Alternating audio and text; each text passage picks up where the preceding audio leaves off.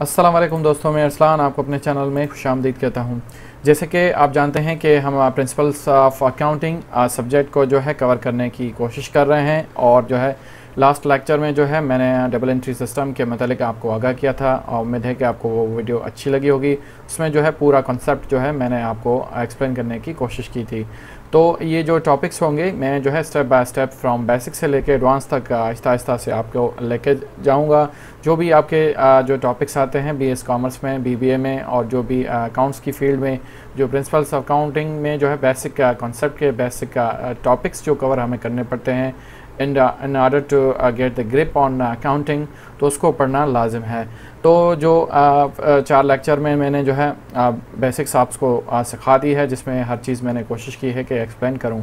आज के जो लेक्चर होगा, आज का जो लेक्चर होगा डेफिनेटली जो है मोस्ट इम्पॉर्टेंट लेक्चर है ये, क्योंकि पूरी बेसिक जो है अकाउंटिंग की, जो पूरी अकाउंटिंग की जो एलिमेंट्स हैं, जो अकाउंटिंग की बुनियाद है, मैं कह सकता हूँ कि इनके बगैर अधूरी है। तो ये चीज़ें अगर आप सीखेंगे, एलिमेंट्स ऑफ अकाउंट और जो है हेड्स ऑफ अकाउंट्स, तो अकाउंट्स के जो हेड्स होते हैं, जैसे कि हम एसेट्स, लायबिलिटीज़, एक्सपेंसेस, रेवेन्यू, ये सुनते आ रहे हैं, ये चीज़ें क्या होती हैं और इनका बेसिक फंक्शन क्या होता है। तो आज की वीडियो में जो है मैं इसकी पूरी डिटेल्ड आपको बताऊंगा और कोशिश करूंगा कि आपको इस तरह एक्सप्लेन करूं कि आपको ये समझ में आ जाए। तो चलिए वीडियो को स्टार्ट करते हैं। लेक्चर नंबर 5 और लर्निंग ऑब्जेक्ट तो एक ही है हमारा, एलिमेंट्स ऑफ अकाउंटिंग जो है हम सीखेंगे या हेड्स ऑफ अकाउंट। जैसे कि आप फर्स्ट स्क्रीन पे देख सकते होंगे, elements of account, heads of account. No business can run without account department. Definitely कोई भी बिज़नेस जो है विदाउट अकाउंट्स डिपार्टमेंट के जो है नहीं चल सकता। तो उसके लिए ड्यूटी ऑफ अकाउंटिंग की जो अकाउंटेंट जो होता है और अकाउंटिंग डिपार्टमेंट की जो ड्यूटी होती है to present financial picture to the business, जो हमें फाइनेंशियल पिक्चर्स दिखानी होती है ऑर्गेनाइजेशन को, हमारे टॉप मैनेजमेंट को, बोर्ड ऑफ डायरेक्टर को, जो है हमें अकाउंटिंग डिपार्टमेंट से मिलती है। Therefore there are the professional accountant who are eligible to do that job. तो डेफिनेटली जो अकाउंटेंट्स होंगे, इंशाल्लाह आप भी आगे जाके अकाउंटेंट जैसे ही बनेंगे तो आपको जो है ये चीज़ें जो है परफॉर्म करनी पड़ेगी। तो लिहाजा इन पे जो है ग्रिप होना बहुत ही लाजिम है। They need to be perfect with the 5 basic elements of accounting. जैसे कि मैंने कुछ ही देर आपको बताया था कि जो है बेसिक 5 एलिमेंट्स ऑफ अकाउंटिंग की होती है, जो कि पूरी अकाउंटिंग की बुनियाद है। The team members of accounting department vary from business to another business depend upon the size and type of business. बिल्कुल ही सही, क्योंकि टीम मेंबर्स अकाउंटिंग डिपार्टमेंट में कम भी हो सकते हैं, ज़्यादा भी हो सकते हैं। डिपेंड्स करता है कि कंपनी की साइज़ कितनी है और उनका जो है फ्रेमवर्क और कितने एम्प्लॉइज़ उसमें काम कर रहे हैं। जो आज का हमारा मकसद है इस एलिमेंट्स ऑफ अकाउंट्स को पढ़ने का, जिस पे जो है हमारी फाइनेंशियल स्टेटमेंट्स जो बनती हैं, हमारे प्रॉफिट एंड लॉस स्टेटमेंट बनती है, हमारे अकाउंट्स को जो है हम अच्छी तरह से और स्टैंडर्डाइज कैटेगराइज करते हैं, कौन सी ट्रांजेक्शन किस जो है हेड्स में जानी चाहिए। तो जैसे कि मैंने आपको बताया कि बुक कीपिंग हम जब करते हैं तो जो इकोनॉमिक इवेंट अकर होता है उसको जो हम अकाउंट्स में ट्रांजेक्शन कहते हैं। तो ट्रांजेक्शन तो अकर हो गई डेफिनेटली। फॉर सपोज़ मैं जो है अपनी प्रोडक्ट जो है मैं एक एग्जांपल ले लेता हूँ आपको एक्सप्लेन करने के लिए। मैं एक मोबाइल शॉप चलाता हूँ, उसमें जो है मैंने मोबाइल कोई सेल कर दिया कस्टमर को। तो ये तो कस्टमर ने मुझे पेमेंट कैश कर दी, उसके बाद जो है मेरी सेल, जो मेरी मोबाइल थी वो मैंने उसको सेल कर दी है। तो इस पर जो है ट्रांजेक्शन तो अकर हो गई, एक इकोनॉमिक इवेंट हो गया और ये एक टर्म सम मनी में हो गया। तो जब मैं रिकॉर्ड करूँगा तो मेरे जो है जहन में 2 चीज़ें आएंगी कि जो ये ट्रांजेक्शन अकर हुई है ये किस हेड में जो है किस एलिमेंट ऑफ अकाउंट्स में लाई करती हैं। तो यही इसका मकसद है कि जब हम इस पर ग्रिप लेंगे और हमें इसकी बेसिक कॉन्सेप्ट हमें जो है आपको पता चल जाएगा, तो उसके बाद जो है आप उनको सही जगह पे सही रख सकते हैं। क्योंकि आपको पता होगा कि अगर मैंने सेल की है तो सेल्स का अकाउंट जो है किस हेड में आता है, कौन से एलिमेंट में आएगा, और अगर कैश मुझे मिली है तो कैश किस एलिमेंट में आएगी। तो ये चीज़ें मोस्ट इंपॉर्टेंट है in order to make financial transaction, journal entries बनाने के लिए, जो कि हमारा फर्स्ट स्टेप होता है to move on performance to move on preparing the financial statements। तो बनाने के लिए तो उस चीज़ों को जो है हमें देखना पड़ता है। तो फॉर योर कन्वीनियंस इनमें जो है मैंने 2 चीज़ों में इसको जो है डिवाइड कर दिया है, एक जो है पोजीशन, दूसरी जो है परफॉर्मेंस। जैसे कि आप जानते हैं कि पोजीशन कंपनी की डिपेंड करती है उसके एसेट्स पर, लायबिलिटीज़ और अंडर सिक्योरिटी पर, और परफॉर्मेंस जो होती है उनकी इनकम और एक्सपेंसेस पे डिपेंड करती है। तो ये चीज़ें आप जो है अपने 2P आप याद कर सकते हैं। 2P तो फर्स्ट P में जो है पोजीशन जो होगी, पोजीशन में आपकी 3 चीज़ें आ जाती हैं। उसके बाद जो है परफॉर्मेंस में इनकम और एक्सपेंसेस आ जाते हैं। तो चलिए बढ़ते हैं नेक्स्ट स्लाइड में, देखते हैं और कौन सी चीज़ें यहाँ पे दी गई हैं। जैसे कि आप यहाँ पे अपनी स्क्रीन पे देख सकते होंगे, elements of account, heads of account, elements of accounting. सबसे पहला जो मोस्ट इम्पॉर्टेंट एसेट्स जो हम सुनते आ रहे हैं कि एसेट्स, लाइबिलिटीज़, कैपिटल, ये एसेट है क्या एक्चुअली? एसेट अगर मैं आपको जो है एक्सप्लेन सिंपल करूं कि आपके ये सोर्सेज होते हैं जो कि आपको अपने बिज़नेस को जो है कंडक्ट करने के, उसकी एक्टिविटीज़ को रन करने के लिए आपको काम में आते हैं। तो जैसे कि यहाँ पे देख सकते होंगे, असेट्स आर रिसोर्सेज, ये आपके असासे होते हैं, ये आपकी चीज़ें होती हैं जो आप इनिशियल फेज़ में जब अपने बिज़नेस आप स्टार्ट करते हैं तो आप ये चीज़ें लेते हैं। फॉर सपोज़ आपकी मशीनरी हो गई, आपकी लैंड हो गई, आपके जो फर्नीचर हो गए, आपके जो है अकाउंट्स जो इन्वेंट्रीज़ हो गई, आपके जो है व्हीकल्स होंगे जो आपके बिज़नेस को रन करने में जो है मदद देती है। Without assets you can not run your business. तो एसेट्स के बगैर तो है आप अपना बिज़नेस रन ही नहीं कर पाएंगे। फॉर सपोज़ आपके जो स्टाफ है, आपका जो एम्प्लॉइज़ है, वो भी आपके एसेट्स में शामिल होते हैं, क्योंकि बगैर स्टाफ्स के तो आप अपना बिज़नेस रन नहीं कर पाते। To carry out of the business activities you must have assets. तो डेफिनेशन को पूरा पढ़ लेते हैं, फिर आपको जो है मैं फर्दर इसको आप लोगों को एक्सप्लेन करने की कोशिश करूँगा। Assets are resources which are the business use to conduct their activities. जैसे कि मैंने ऑलरेडी मेंशन कर दिया है, an atom becomes an asset when you own it. तो इस वर्ड को जो है आप अपने जहन में बिठा लीजिएगा। ऑन इट यानी अपने पास, अपना बना लेना। ऑन यानी अपने पास रखना। When you have something, when you own something, वो आपके जो है एसेट्स की कैटेगरी में आ जाते हैं। It और have a right to use, या आपके पास जो है right to use हो। फॉर सपोज़ आपने कुछ चीज़ें रेंट पे ले ली हैं, तो आपने जो है एक एग्रीमेंट पे ली होंगी, तो you have right to use it। Assets provide economical support to your business।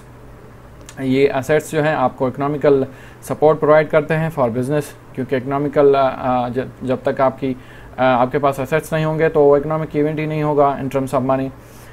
अगर हम एग्जांपल की तरफ देखें, if you run a factory, ये एक बेस्ट एग्जांपल यहाँ पे इन्होंने जो है मैंने लिख लिया है। If you run a factory then the types of machinery of that factory becomes your asset.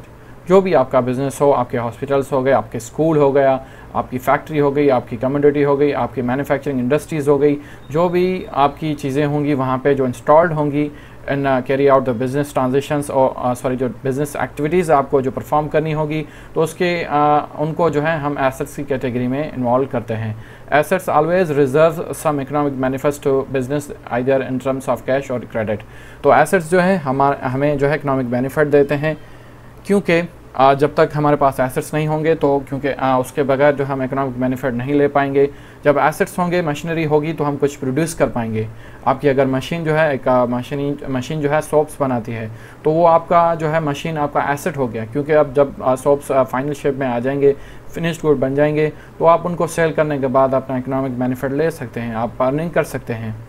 तो उम्मीद है कि आपको एसेट की बेसिक डेफिनेशन समझ में आई होगी। इसको एसेट्स को जो है फर्दर क्लासिफाइड किया गया है। Current assets, non current assets. Current assets में जो है करंट एसेट्स उनको कहा जाता है जो कि एक्सपेक्टेड होते हैं विद इन 1 ईयर, 1 साल से कम। जो भी इकोनॉमिक फ्यूचर हमें किस चीज़ से मिलते हैं वो हम जो है करंट एसेट्स में उनको शुमार करते हैं। एग्जांपल्स देख लेते हैं। कैश आपका हो गया, बैंक हो गया। बैंक में अगर आपके पास कैश पड़ा हुआ है तो विद इन 1 ईयर आप उसको जो है यूज़ कर सकते हैं। अकाउंट्स रिसीवेबल्स होंगे। अकाउंट रिसीवेबल्स जो है मोस्टली आप अगर कुछ चीज़ क्रेडिट पे सेल करते हैं तो आपको 2 माह, 6 माह, 8 माह में वो चीज़ें मिल जाती हैं। उसके बाद जो है इन्वेंट्रीज़ हैं, वो तो डेफिनेटली सेल्स हो जाती हैं विद इन 1 ईयर आपके जो है ये सेल्स हो जाती हैं। तो इसीलिए इनको जो है करंट एसेट्स में शुमार जो है किया गया है, शामिल किया गया है। प्रीपेड एंड एडवांसेस, ये जैसे कि आपके एडवांसेस हो गए, शॉर्ट टर्म इन्वेस्टमेंट हो गई, नोट्स एंड बिल्स रिसीवेबल हो गए। तो करंट एसेट्स हमें उस चीज़ को कहते हैं जिसमें हमें जो है with in 1 year economic benefit expected हो, क्योंकि ये चीज़ें फ़्लो करेंगी हमारे बिज़नेस में और हमें फ़ायदा होगा विद इन 1 ईयर। अगर इसके बरक्स नॉन करंट एसेट्स की बात की जाए तो 1 साल से ज़्यादा होंगे।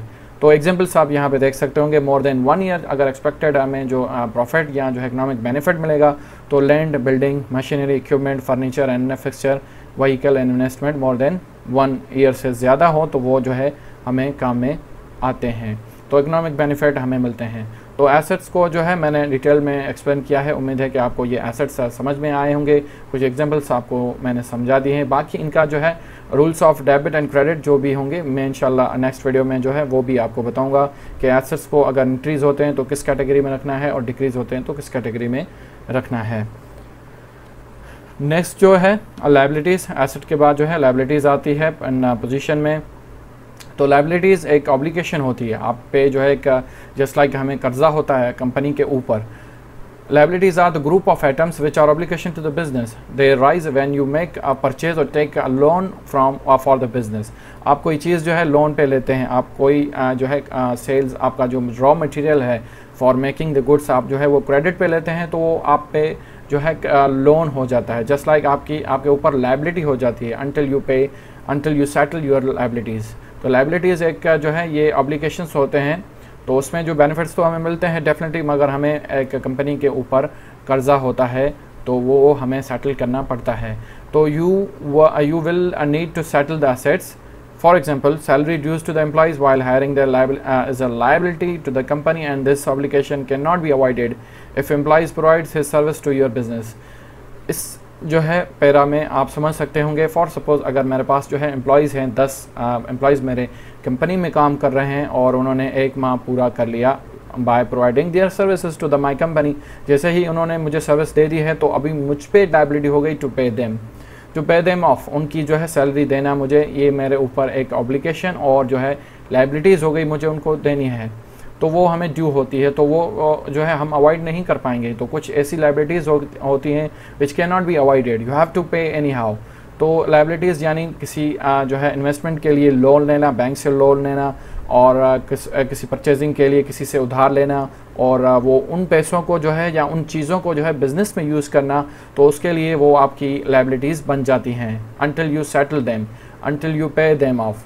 जब तक आप उनको पे नहीं कर पाते वो आपके कंपनी के ऊपर लायबिलिटीज़ होती हैं। तो लायबिलिटीज़ का जस्ट एग्जांपल यही था जो मैंने एक्सप्लेन कर दिया। आपके ऊपर जो है उधार होता है, जैसे कि हम उर्दू में बोलते हैं आपके ऊपर उधार है, यू हैव टू पे, आपको जो है वो पेमेंट करनी होती है।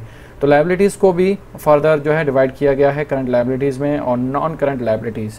जैसे कि लास्ट स्लाइड में जो है एसेट्स की करंट एसेट्स थे और नॉन करंट एसेट्स। करंट यानी विद इन 1 ईयर जो है टू बी पेड हो, और नॉन करंट्स जो है टू बी जो पेड हो आफ्टर 1 ईयर। तो ये डेफिनेशन यहाँ पे भी लिखी हुई, obligation on to be paid by enterprises और अ फर्म और एंटिटी विद इन 1 ईयर। 1 साल के अंदर आपको जो है ये चीज़ें अगर पे करनी होगी, जो फॉलोइंग एग्जाम्पल्स है वो आपकी जो है करंट लायबिलिटीज़ में आ जाती हैं। फॉर सपोज अगर आपसे कोई पूछता है कि अकाउंट्स पेबल जो है मैंने शकील एंड ब्रदर्स से जो है मैंने कुछ चीज़ें ली हैं और मेरा जो टर्म्स ऑफ पेमेंट है 6 मंथ का है, तो ये किस कैटेगरी में आती है, करंट में या नॉन करंट में। तो सिंपली आप उनको जो कह सकते हैं ये जो है करंट लायबिलिटीज़ में आती हैं, क्योंकि विद इन 1 ईयर से ये है और 1 साल से कम है तो हमें सेटलमेंट जो है 1 साल से पहले करनी पड़ती है, तो ये करंट लायबिलिटीज़ में हो जाएंगी। अगर इन केस और जो है सेटलमेंट एग्रीमेंट जो आपका बनता है तो 1 साल के बाद है, तो जो भी लायबिलिटीज़ होंगी वो जो है नॉन करंट एसेट्स में आ जाएंगी। तो बैलेंस ऑफ जो है स्टेटमेंट ऑफ फाइनेंशियल पोजीशन, जिसको हम जो है बैलेंस शीट कहते हैं, उसमें भी जो है ये वहाँ पे नॉन करंट लायबिलिटीज़ के हेड में आती हैं।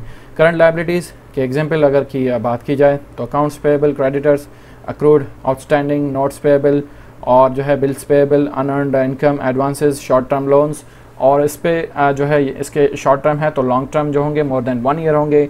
नॉन करंट लायबिलिटीज़ के एग्जांपल आपने जो है लैंड उधार पे लिया है, बिल्डिंग ले लिया है, मशीनरी इक्विपमेंट ली है, फर्नीचर फिक्सचर लिया है, व्हीकल ले लिया है, तो ये चीज़ें जो है लॉन्ग टर्म में आ जाती हैं। तो उम्मीद है कि ये जो है लायबिलिटीज़ आपको पसंद आई होंगी और ये समझ में भी आ गई होंगी। तो आगे बढ़ते हैं और देख लेते हैं कैपिटल और रेवेन्यू। अगर कैपिटल जो है लास्ट इसका जो है पोजीशन का जो है एलिमेंट है, उसके बाद जो है परफॉर्मेंस का जो है रेवेन्यू, और जो इनकम हम जिसको बोलते हैं, और जो है एक्सपेंस बाकी रहता है। कैपिटल और इक्विटी की बात की जाए तो कैपिटल, जैसे ही हम कैपिटल का नाम सुनते हैं कि हमारे जहन में जो है पैसे का जो एक फिगर है या इमेज है वो आ जाते हैं। Capital means money. to fund your business you must have resources to start your business. You have to invest the business. आपको जो है जब बिजनेस स्टार्ट करना पड़ता है, you must have resources to start a business, to invest in the new business. In other words, allocation of funds for enterprise to commence, to start, to gain a business, to kick off business को start करना, capital investing, owner security हम इसको कहते हैं. जब आप for suppose अगर आपके पास 1 लाख है टू स्टार्ट योर बिजनेस, जो 1 लाख होगा वो आपका बिजनेस की जो है कैपिटल कहा जाएगा, और ये इक्विटी होगी आपकी, जिसको हम ऑनर सिक्योरिटी भी कहते हैं. Honor security is a capital by the owner of the business to conduct his business activities. Honor security include all ways through which resources make business function properly. Basic accounting formula is basic accounting equation जो है वो भी इंशाल्लाह हम आगे जाके पढ़ेंगे, वो भी आपको मैं जो है बताऊंगा. Honor security जो है assets minus liabilities. डेफिनेटली जो आपने एसेट्स लिए होंगे और लाइबिलिटीज़ के साथ होंगी, तो जैसे ही हम उस पर जो ऑब्लिगेशन माइनस करेंगे, जो रिमेनिंग आपके बचेंगे वही आपकी ऑनर सिक्योरिटी होगी जो आपने इनिशियल ही इन्वेस्ट की होगी. तो कैपिटल तो आप समझ गए होंगे. तो चलिए बढ़ते हैं आगे और रेवेन्यू और इनकम देख लेते हैं. Revenues are receipt receivables against. Revenue का जब हम बात जो है नाम सुनते हैं और इनकम सुनते हैं को हमें जो है हमारे जहन में जो फिगर आती है, हम कहते हैं कि हमें प्रॉफिट हुआ है इन terms of rendering the service, और इन टर्म्स ऑफ जो है प्रोडक्शन में कोई प्रोडक्ट सेल की है, कोई सर्विसेज दी है, तो हमें जो उस पर आउटकम जो हमें जो प्रॉफिट होता है हम उसको जो है रेवेन्यू और जो है इनकम जो है तस्वर करते हैं. तो जब तक रेवेन्यू आपके पास आता नहीं है, you can not record your revenue until it is recovered और अनटिल इट इज़ इनकर्ड. जब तक आपके पास कैश नहीं आते, you can not record your revenue in the books of account. तो जस्ट रिसिप्ट पे जो है आपको रेवेन्यू रिकॉर्ड नहीं करना. तो revenue it what comes when the business sales their product and deliver their service. जैसे कि मैंने मेंशन कर दिया, तो जैसे जो भी आप चीज़ें सेल करते हैं, फॉर सपोज आप प्रोडक्ट सेल करते हैं या सर्विसेज देते हैं, जो भी आपकी एयरलाइंस की सर्विस हो गई, आप एडवोकेट हैं वो सर्विस देते हैं, दूसरे सर्विसेज जो कि डॉक्टर्स का पेशा है वो सर्विसेज देते हैं, तो प्रोडक्ट सेल की है, सर्विसेज की है, तो जिस पे आपको मुनाफा होता है या रेवेन्यू होता है वो आपकी बिज़नेस की इनकम होती है, वो आपके बिज़नेस का पार्ट होता है. तो revenue is income of the business, जैसे कि मेंशन कर दिया. This resulting increase in assets. Definitely अगर आपके पास जो है इनकम आएगी तो आपके एसेट्स जो है इंक्रीज होंगे और लाइबिलिटीज़ आपकी डिक्रीज़ होंगी. तो एसेट्स इंक्रीज होंगे, लाइबिलिटी डिक्रीज होंगी, क्योंकि जब तक आपको प्रॉफिट होता जाएगा आप जो है पे ऑफ करते रहेंगे. जैसे ही आप पे ऑफ करेंगे लाइबिलिटीज़, तो आपका जो है प्रॉफिट इंक्रीज होता जाएगा और एसेट्स आपकी ज़्यादा हो जाएंगी. Cash revenue leads to the increase in revenue and credit sales leads to the decrease in the liabilities as your customer commit to pay after a specific period of time. तो जो भी हम credit पे cell देते हैं या जो है कुछ कैश पे सेल करते हैं, तो जो भी प्रॉफिट होता है बाय प्रोवाइडिंग योर सर्विसेज, तो आपकी वो इनकम और रेवेन्यू काउंट की जाती है. Sales income, revenue, interest income, rent income, जो भी इसके एग्जांपल है. तो उम्मीद है कि ये दोनों चीज़ों आपको जो है समझ में आ गई होंगी. तो चलिए बढ़ते हैं आगे और जो है लास्ट जो इसका पार्ट है एक्सपेंस का, वो भी देख लेते हैं. Expenses are unavoidable events in the business to conduct the business operation. Expenses you cannot avoid the expenses. जैसे जो है liability को जो है मैंने explain करने के दौरान आपको बताया था कि ये आप avoid नहीं कर पाएंगे, क्योंकि कुछ ऐसी liabilities होती हैं just like जो है staffs की जो example मैंने आपको बताया था कि वो जो है avoidable नहीं है, उसी तरह जो है expense भी avoid नहीं आप कर पाएंगे. To conduct the business record you must have to expend something, you have to pay something. किस चीज़ के लिए आप जो है कुछ ना कुछ आपको लेना पड़ेगा फॉर द बिज़नेस. तो यहाँ पे जो है डेफिनेशन लिखी हुई है वो हम पहले रीड कर लेते हैं, उसको फिर फर्दर इसको हम जो है एक्सप्लेन और इसको डिटेल में देखते हैं. Business expenses are unavoidable events in the business to conduct business operations for the period of time. Expenses reduce the assets and increase the liabilities. For suppose if you own the truck, then you fuel filled every time in the truck business operation is an expense to the company. अगर आपके पास truck है, आपके transport है, तो transport पे जो fuel का खर्चा होता है वो आपका खर्चा हो जाएगा. To conduct the business operation, आपको जो है अपने ऑपरेशन जो बिज़नेस के ऑपरेशन को कैरी करने के लिए ये चीज़ें आपको जो है पेमेंट करनी पड़ती है. तो expenses are usually repeating events which are unavoidable. हर रोज़ अगर आपकी जो है रूट पे गाड़ियाँ चलती हैं और जो है प्रोडक्ट डिलीवर करती हैं, तो वो जो आपकी रूटीन हो गई, रिपीटेड प्रोसेस है, वो आपको जो है अवॉइड नहीं कर पाएंगे। तो एक्सपेंसेस इस तरह जो है ये अनअवॉइडेबल होते हैं, but can be cut down as per the business requirement. उनको जो है हम कम और ज़्यादा भी कर सकते हैं, depends upon the performance of your business. All expenses for the business operation must accordingly to be present in financial statement. जो भी आपके बिजनेसेस के एक्सपेंसेस और लॉसेस होते हैं वो आपको जो है फाइनेंशियल स्टेटमेंट्स में जो है डिस्क्लोज करने पड़ते हैं, आपको दिखाने पड़ते हैं। तो जैसे कि लायबिलिटीज़ और जो है असेट्स के सब कैटेगरी थी, वो भी इसी तरह ही जो है एक्सपेंस में भी दो कैटेगरी हैं, कैपिटल एक्सपेंडिचर और रेवेन्यू एक्सपेंडिचर। तो ये दोनों जो है कॉन्सेप्ट को समझने के लिए आप इन स्लाइड को नीचे देख सकते होंगे। कैपिटल एक्सपेंडिचर नाम से ही हमें कुछ आइडिया हो जाता है। Capital expenditure result in acquisition of non current assets और increase in their earning capacity, also reduce the balance sheet. तो इसमें also recorded in balance sheet, तो रिकॉर्ड जो है बैलेंस शीट में अपन को रिकॉर्ड करते हैं।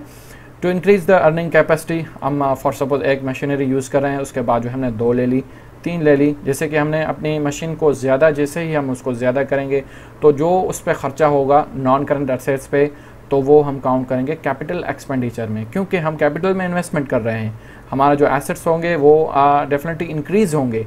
जब आप एसेट्स में जो है इन्वेस्टमेंट करते हैं तो वो इंक्रीज़ होते हैं इन देयर अर्निंग कैपेसिटी। जैसे ही आप इन्वेस्टमेंट एक मशीन की बजाय 2 मशीन ले ली, 3 मशीन ले ली, तो आपकी जो अर्निंग होगी वो ज़्यादा होगी और जो आपके जो कैपेसिटी होगी वो भी ज़्यादा हो जाएगी। तो लिहाजा उनको जो है रिकॉर्ड किया जाता है बैलेंस शीट में। तो इन खर्चों को, जो इन एक्सपेंसेस को जो हम कैपिटल एक्सपेंडिचर कहते हैं। जैसे कि एग्जांपल यहाँ पे आप देख सकते होंगे, परचेज ऑफ बिल्डिंग, प्रॉपर्टी, एक और प्रॉपर्टी, कुछ और वेयर हाउस हमने ले लिया। फॉर सपोज एक वेयर हाउस में जो है 1000 प्रोडक्ट्स ही स्टोर किए जा सकते थे, तो हमने सोचा कि अभी 2000 करने हैं, तो उसके हिसाब से कंपनी ने दूसरा जो है वेयर हाउस बना लिया। तो उस पर जो खर्चा होगा वो जो है कैपिटल एक्सपेंडिचर में आएगा। परचेज ऑफ व्हीकल, ज़्यादा व्हीकल्स ले ली for the carrying out the operation of the business. Purchase of machine, वो भी ले ली। तो उस हिसाब से आपको ये जो जितने भी एक्सपेंसेस होंगे ये जो है कैपिटल एक्सपेंडिचर में लाई करेंगे। इसके बाद जो है revenue expenditure. Revenue expenditure is incurred for the purpose of trade और to maintain the existing earning capacity on current assets and revenue expenditures are recorded in the income statement. ये जो चीज़ें हैं रेवेन्यू एक्सपेंडिचर आपके जो है income states में आते हैं और जो कैपिटल एक्सपेंडिचर जो है आपके बैलेंस शीट में आते हैं। तो जैसे कि एग्जांपल यहाँ पे आप देख सकते होंगे, salaries expense, rent expense, depreciation expense, utility expense, repair and maintenance expense, insurance premium expense. Revenue expenditure, जैसे कि हमें to earn something you have to जो आपको जो है कुछ ना कुछ उस पर जो है खर्चा करना पड़ता है। फॉर सपोज़ मेरी एक मैन्युफैक्चरिंग कंपनी है और मैं जो है प्रोडक्ट बनाता हूं, तो उस पर जो मुझे स्टाफ की जो सैलरीज देनी पड़ती है तो वो मेरी सैलरीज एक्सपेंसेस में आ जाएंगी, वो मेरे रेवेन्यू एक्सपेंडिचर में हो जाएंगे। लिहाजा उस पर जब फिनिश गुड्स हो जाएंगे, उनको मैं सेल करूँगा तो मुझे रिटर्न में प्रॉफिट भी मिलेगा।